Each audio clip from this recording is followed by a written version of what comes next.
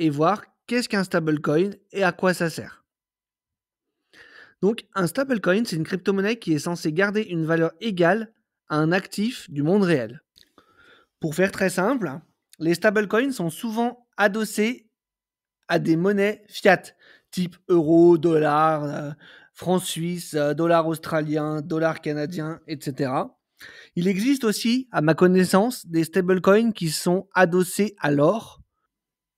Il est possible qu'il existe des stablecoins qui soient adossés à d'autres matières premières, comme l'argent par exemple, mais je n'en ai pas connaissance actuellement. Ceci étant dit, il faut tout de même savoir que l'immense majorité des stablecoins sont adossés donc à des monnaies fiduciaires et principalement au dollar américain.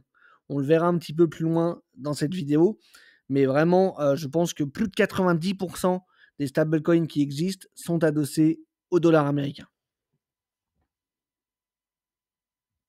Alors comment ces crypto-monnaies arrivent-elles à garder leur parité avec leur sous-jacent, par exemple? Comment est-ce qu'un USDT arrive à garder la parité avec un dollar américain?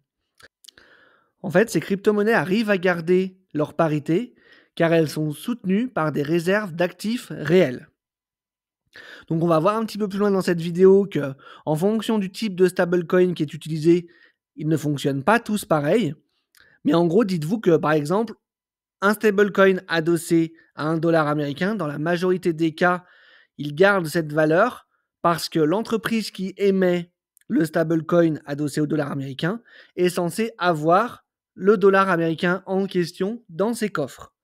Autrement dit, à chaque fois que ces entreprises vont émettre de nouveaux stablecoins, ils sont censés, de leur côté, avoir des nouveaux dollars dans leur coffre pour soutenir et pour garder cette parité.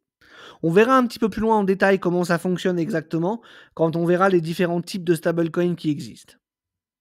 Donc on va voir maintenant quelle est leur utilité. Mais c'est vrai que dans un univers aussi volatile que celui des crypto-monnaies, en fait les stablecoins ils servent tout simplement à vous dérisquer, c'est-à-dire à sortir du marché, notamment quand vous voulez faire vos prises de profit.